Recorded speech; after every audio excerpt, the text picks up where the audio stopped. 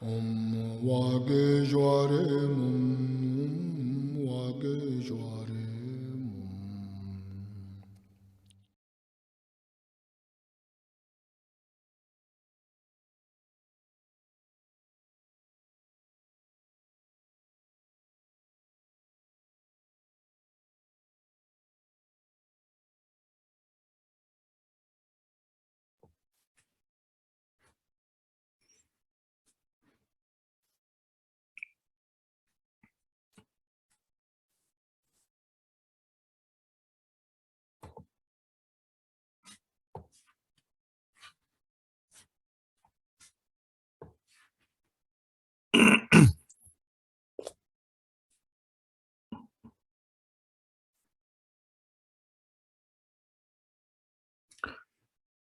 So Khenpo Kumbel then identifies 134 to 139 as the actual practice of exchanging self with other.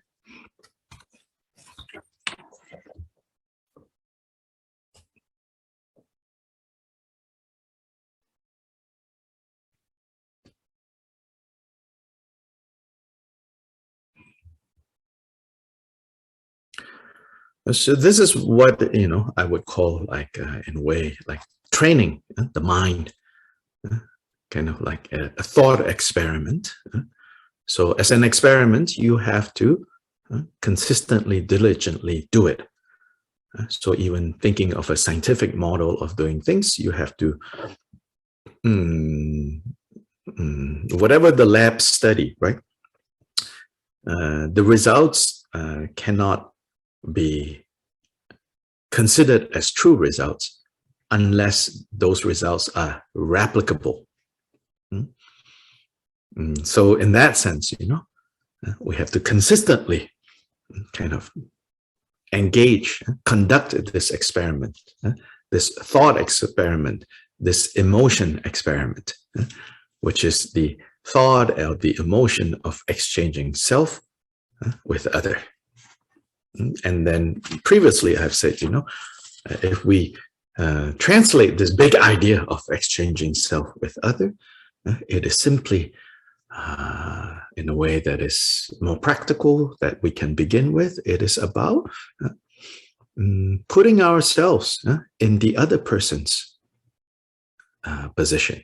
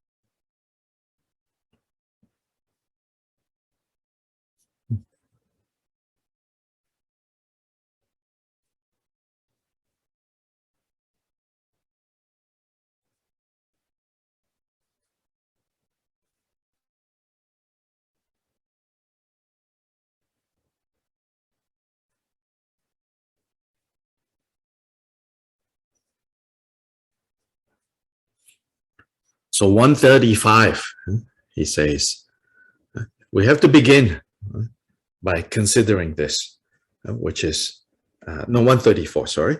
We have to begin by considering this, which is all the harm with which this world is rife, is filled with, all fear and suffering that there is, clinging to the I has caused it.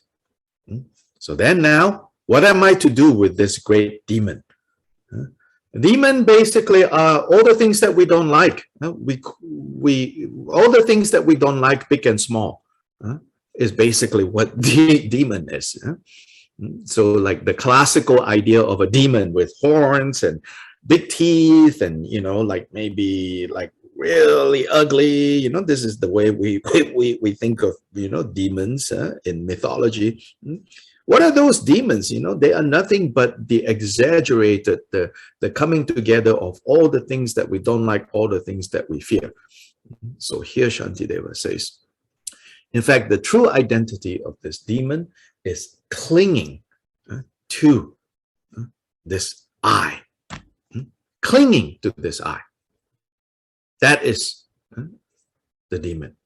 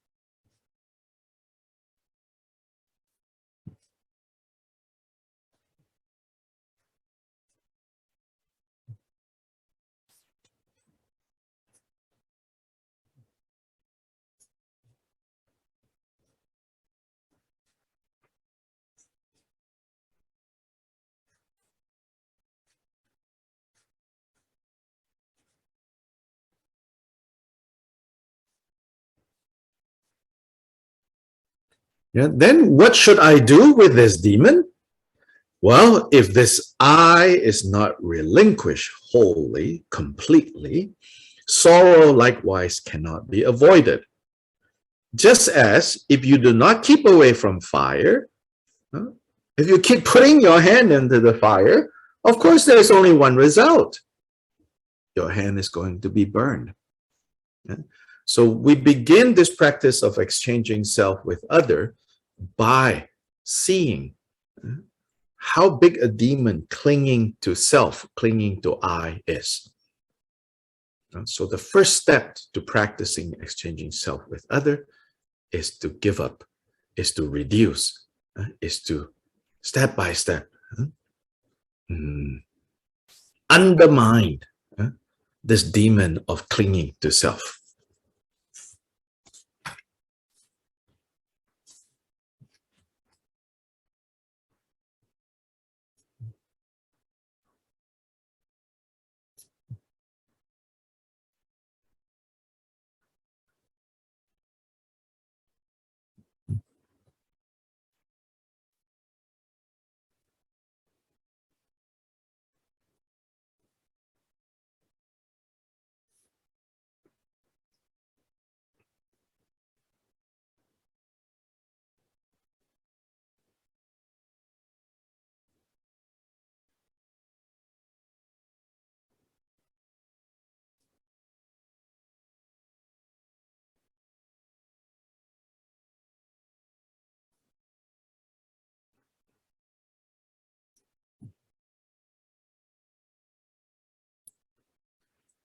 Uh, 136, to free myself from harm and others from their sufferings. And so for my own sake, for the sake of others, let me give myself to others, loving them as I now love myself.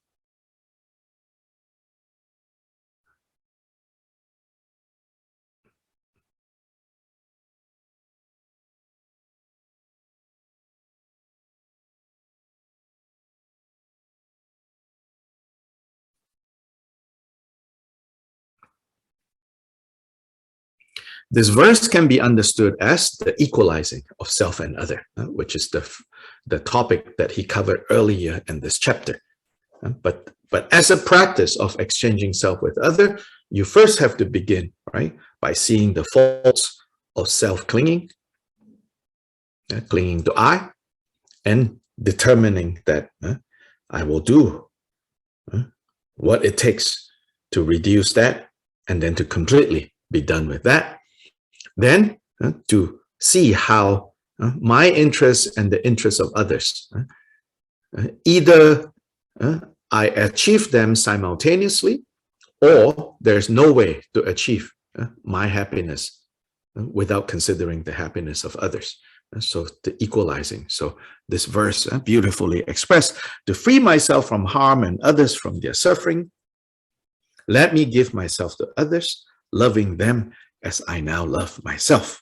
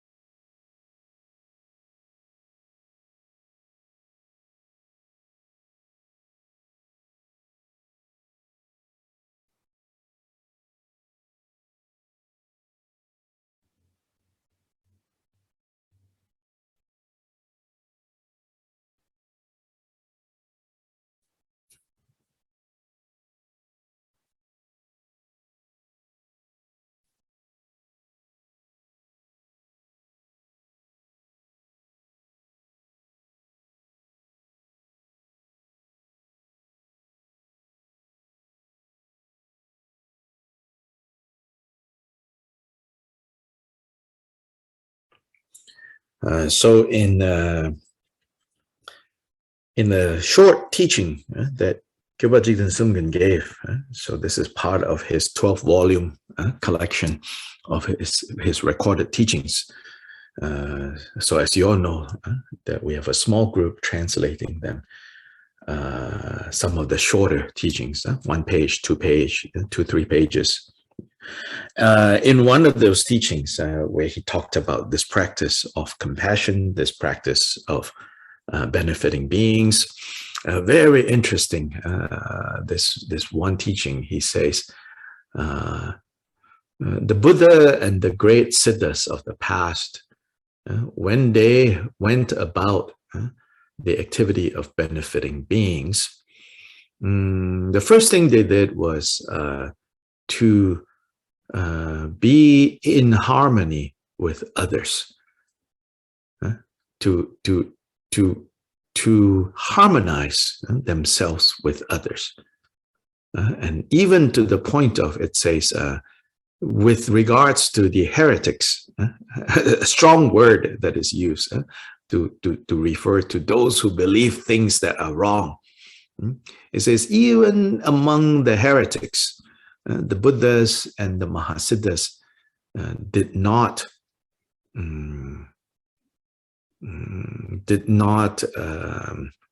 antagonize them by telling them how they are wrong this way, this way, this way, this way, this way, this way, that way.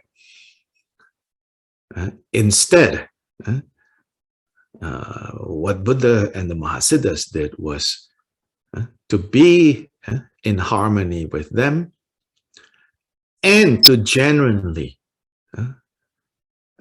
love these others. And so Kyoba Rinpoche gave some examples, very interesting examples that he gave. One example he gave was, he said, when the Buddha saw that the time was ripe, the karmic conditions were there for him to reach out to these fire worshippers. There were 3 brothers. They are called the Kashyapa brothers. There is Nadi Kashyapa, Gaya Kashyapa, Uruvela Kashyapa.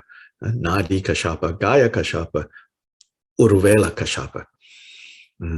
These were fire worshippers, and they were 3 brothers, and each of them have like a retinue of disciples. And so one day Buddha recognized that the time is right for me to go reach out to them. So then he told his disciples, I'm going to go away for a little bit. You all don't come with me. He says, you stay. I'm going somewhere.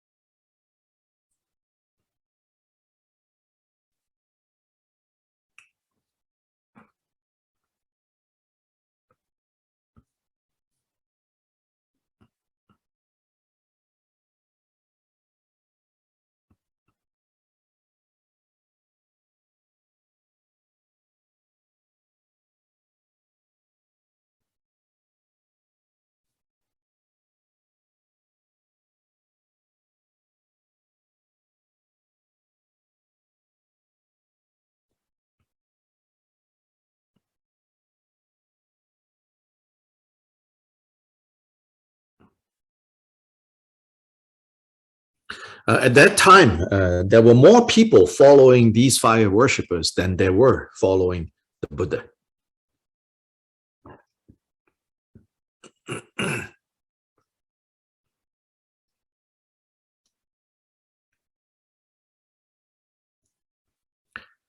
So the Buddha went to them. So when he went to them, they welcomed him. They didn't know who he was. They thought it was just another wandering ascetic. So they welcomed him. They took him in. Then the story goes that the Buddha said, so can I have a place to stay while I'm here for a few nights? And they said, yeah, you can stay here. But somehow, Buddha said, can I stay like there? And so he pointed to, their like sacred like space, their temple. So then they said, no, you cannot stay in there. And he said, why? He said, because that's our holy temple, but more the reason is there is a very powerful naga, a very powerful snake that guards the sacred fire. And this naga, this snake, will not allow anyone to stay in there.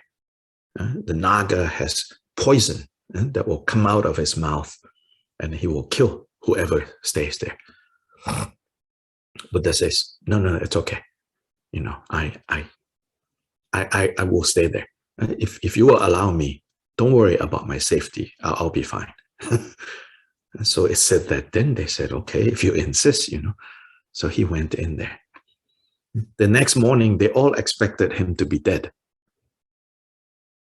But they found him alive. No snake turned up, he said. And Buddha said, no snake turned up. Then the next night he went there. Then eventually the snake turned up, and the snake tried to kill him. But he overcame the power of the snake with his metta, with his loving kindness. And he tamed the snake. And then these people saw how the snake and him became friends. So then they were really surprised.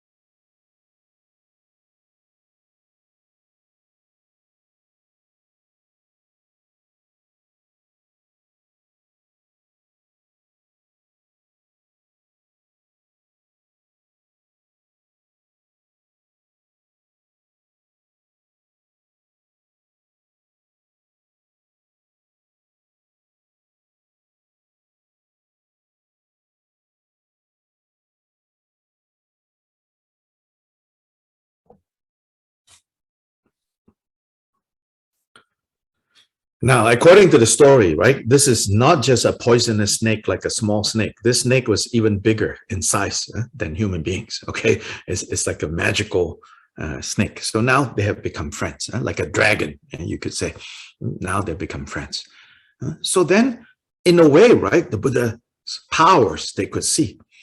But what happened was like then the Buddha said to them, "Can I stay longer? You know, I decided that I'm going to stay here longer." Then they say, "Yeah, yeah, of course." You know, they now start to like respect and even maybe feared him, because this powerful snake to them is the protector of the sacred fire. And not only did the snake not kill the Buddha, the snake now has become friends with this wandering ascetic. Then Buddha, the next step the Buddha did was he started to say to the fire worshippers, said, so I'm going to stay longer and really appreciate that you are allowing me to stay here and feeding me. And so I want to be useful, he said, you know. So how can I help? And so they were surprised, you know, like this person who overpowered, you know, this snake protecting the sacred fire. Now it's so humble, said, you know, what can I do? How can I be useful? And so he even like collected firewood, which they need for their sacred fire. So it said that he even collected firewood. So did menial manual labor. So then in this way, eventually, all these fire worshippers with the three brothers finally understood who the Buddha was, who this ascetic was, and they all became Dharma practitioners. They all joined the Buddha. So Jigten Sumgön in his teachings, Jigten Sumgön, of course, you know, in his teachings, he just briefly mentioned the three brothers. He says, look at the example of the Buddha and how he changed the minds of these three others. Jigten Sumgön's teaching don't go into all the details of these stories. But I happen to know these stories because in the Tibetan tradition, these stories are hardly ever told. I think it's been forgotten. But if you look at Jigten Sumgön's teachings, he talked a lot about stories from the Buddha's lifetime. And I know this, and some of you know this because we grew up in Southeast Asia. We know a lot of stories about the Buddha, chiefly because of Theravada influence. We study a lot about the life story of the Buddhas, all the Buddha's disciples, how they've joined him, all of that. So the three Kashyapa brothers is a famous story. So there, what Jigten Sumgön is saying is, like, he says, you look at the example of the Buddhas, you know, the Buddha did not come and declare, oh, this is the truth, this is this, this is that, what you're doing is wrong, what you believe is wrong. First, he harmonized himself with others, and he genuinely used loving kindness and care, and he genuinely humbled himself. So 137 here, Shantideva says, for I am now beneath the rule of others. You have to think this way, that I am now under the rule of others. So of this you must be certain, O my mind. And now no longer shall you have the thought that does not wish the benefit of beings. Because the Buddha genuinely could embody that. And so therefore, the fire worshippers and their protector snake, they all responded to the Buddha's lack of self-cherishing and the Buddha's genuine cherishing of others. And that's how Buddha benefited beings.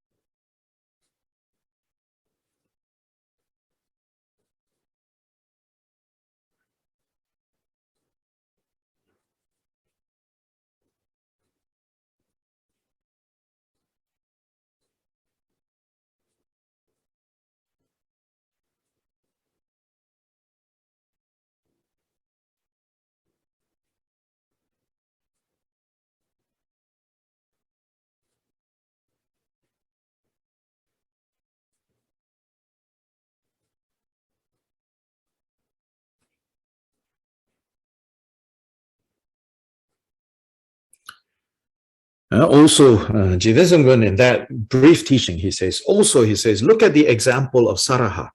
Saraha is this Mahasiddha. He is known as the arrow maker. Arrow maker, is actually, and conventionally speaking, right? The making of weapons and this to sell, right? It's a very negative livelihood. So this is an example. Buddha says, look at the example of Saraha. He says, Saraha basically live among heretics, live among those who believe other things, and in fact believe things that are really messed up, really mistaken, Then he says, but Saraha chose to live among these people, and he says, aside from practicing bodhicitta, aside from showing the example of bodhicitta among these people, Saraha did not try to change the culture and the beliefs of these people.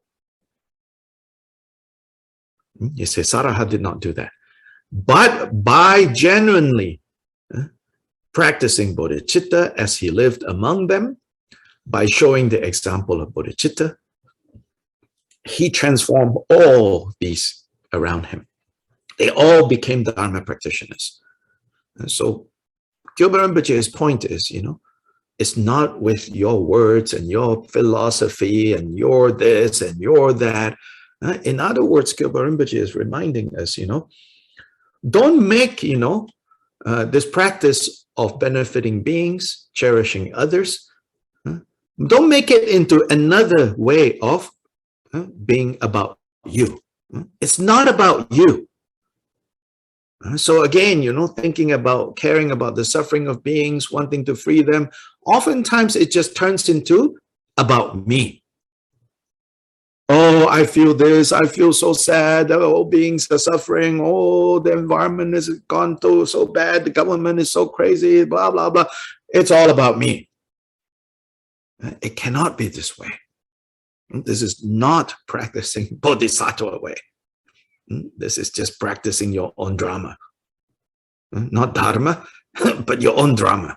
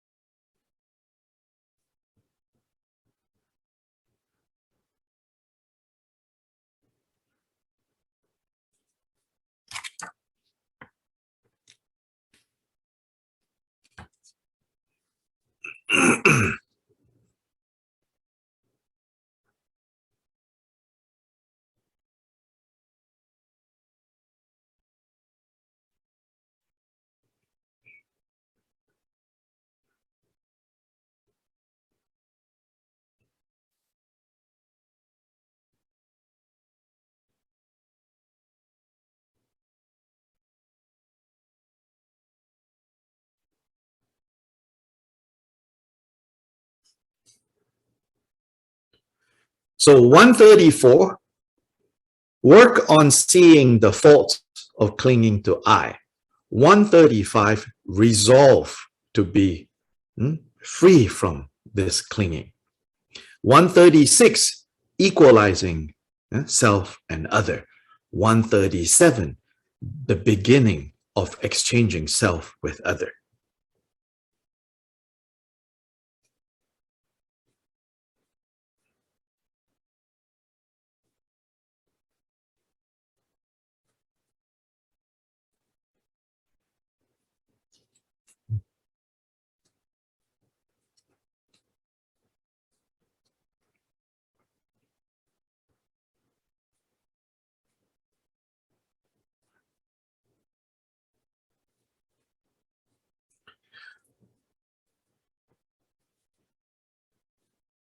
One 138, 139, teasing out, expanding on the implications of exchanging self and other. 138, he says, my sight and other senses, they are now the property of others, right? Because now you say, I am under the power of others. I can no longer act for my own self-interest anymore. So now, if that's the case, then all my senses, now they are the property of others. And if they are the property of others, then to use them to benefit myself, that would not be proper. Yeah? And likewise, he says, it is not allowed to use my faculties against their owners, meaning others, right? I'm under the power of others. Others are now in charge of me. Not only is it not allowed to use that to use my senses to benefit myself, it is even a greater kind of mistake or crime, to use my senses to harm their owners.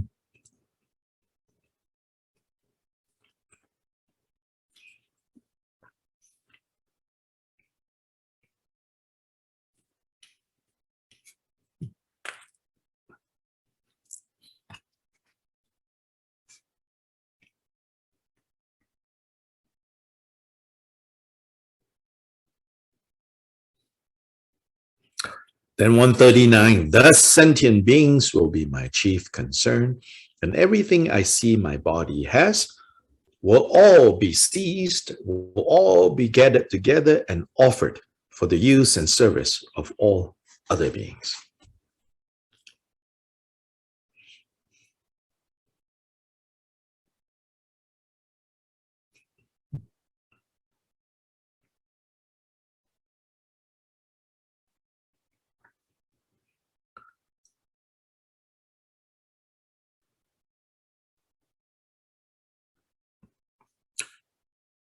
Don't keep this just in the realm of abstract theory. Don't keep this just in the realm of like, wow, so great, so great. Do it within, like I said, 100-meter radius.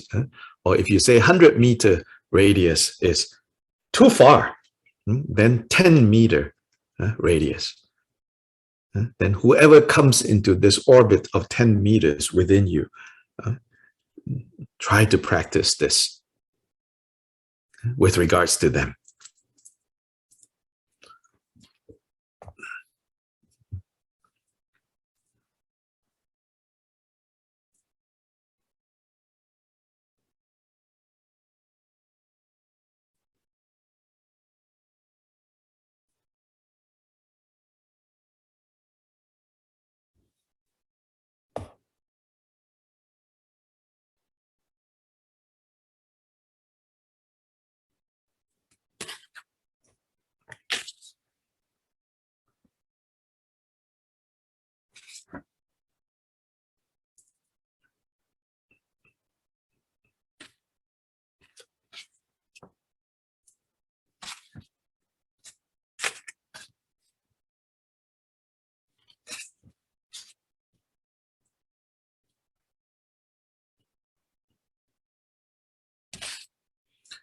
Yeah, so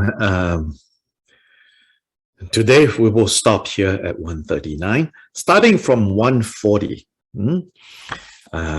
He will give us this section on 140 to 154.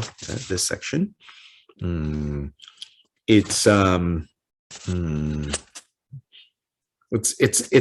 he's giving concrete examples of putting ourselves in the other person's position. So that's the basic technique, right? When I said before, right? This whole kind of expression, exchanging self and other. I think sometimes again we get carried away by the expression. Then it becomes it stays in the realm of abstract. It stays in the realm of some ideal, that fundamentally, basically we think, oh, this is great for the Buddhists, but I can't do it. But in very simple terms, right? Exchanging self and other is putting yourself in the other person's position, in the other person's situation, in the other person's samsara, putting yourself there. And then you will begin to understand and to see and have the capacity to love and have the capacity to care.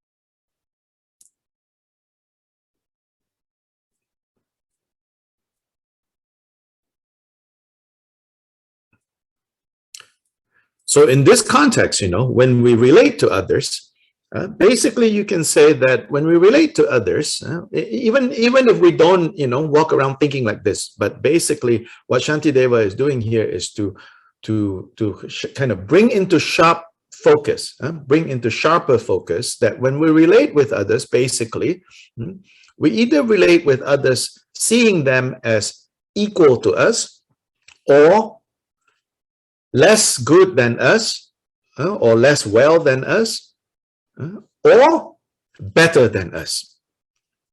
He says, basically, that's how we relate to others. Either we think they're equal to us, or they're inferior to us, or they're superior to us.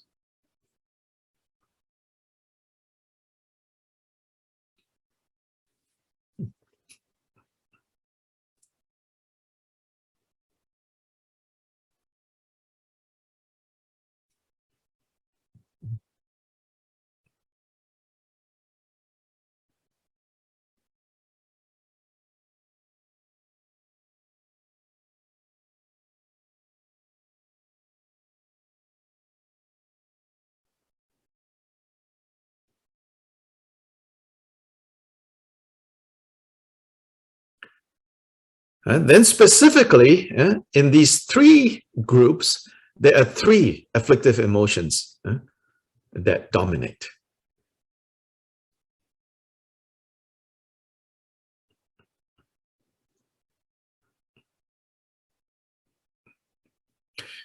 Those that we relate to as equal to us, the dominating afflictive emotion is jealousy.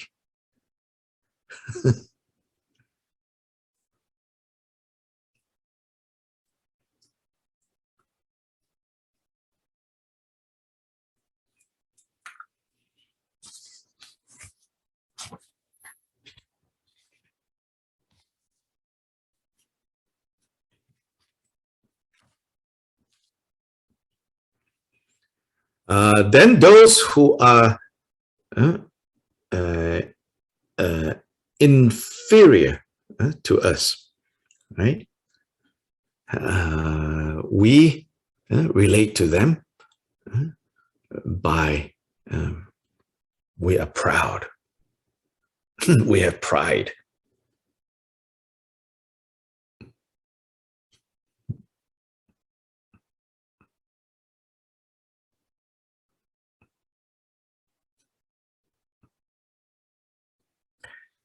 The first one, the equal, is not jealousy. I used the wrong term. It's competitiveness.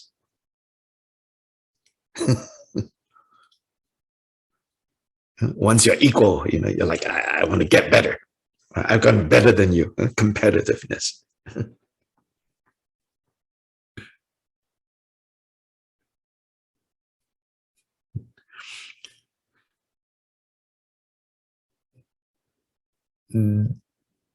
Then to those that we perceive as better than us is jealousy. Yeah, they don't deserve this, they're really not that good, People just don't understand, People don't see the whole picture. They think they're so great, they're not that great after all. Jealousy.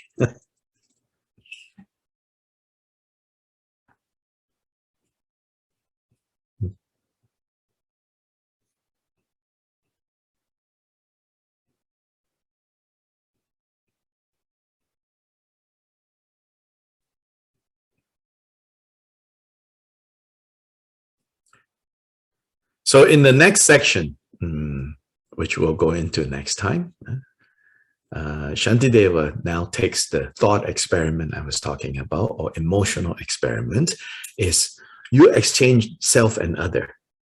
Meaning now, you want to think with those that you consider to be below you, and then towards them you have pride. I'm so good, I'm so good, I'm so good. Then he says, now you try to put yourself in the position of those whom you perceive as less good than you, less well off than you, whether in terms of looks, in terms of money, in terms of intelligence, even in terms of spirituality. You put yourself in their situation. Then when you put yourself in their situation, you can see that then your pride towards them, if they see that, then they will. How will they respond? What kind of afflictive emotions will come up for them? So the purpose of this kind of exercise, this kind of practice, is to be able to see, the whole mass of suffering that comes from both the person directing the afflictive emotion and the one that is being targeted by the afflictive emotions. How completely destructive on all levels these types of afflictive emotions are. The subject, the object, and so in seeing that, we overcome all of this. We give up all of this, all of these afflictive emotions.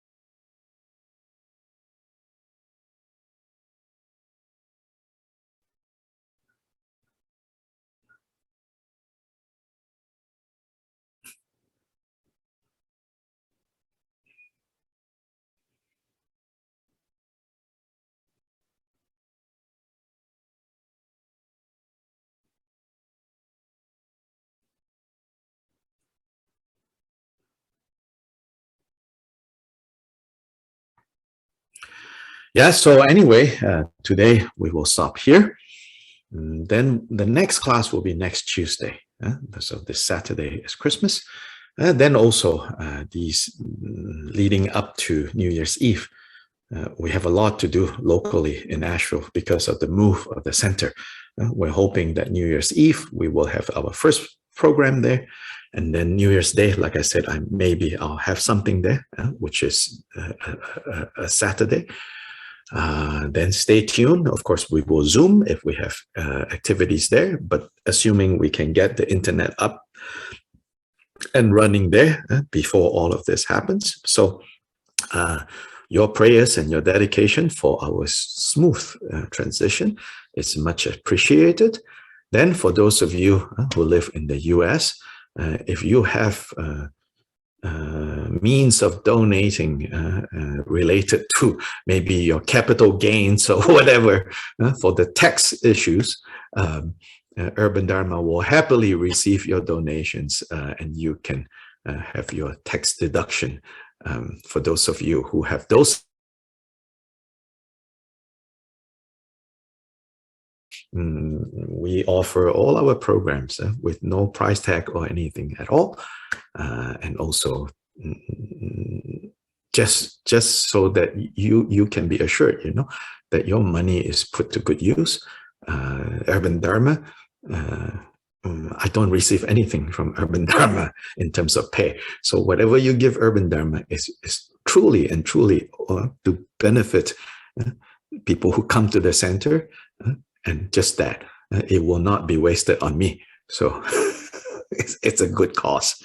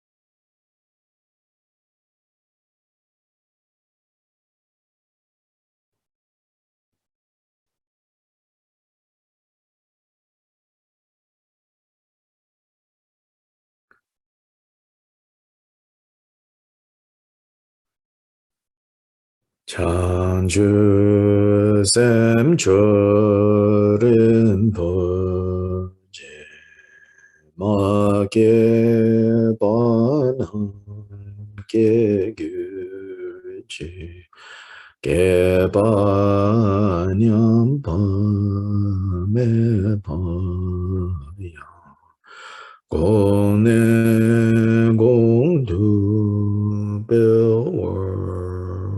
sure.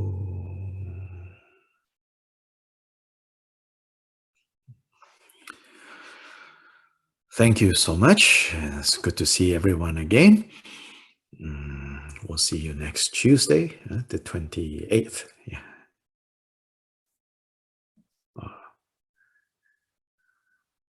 Gracias, Dr. Lai. Bye-bye. Feliz Navidad a todos. Thank you, Dr. Lai. Thank you. Merry Christmas to everyone. Thank you. Gracias. Merry Christmas. Gracias.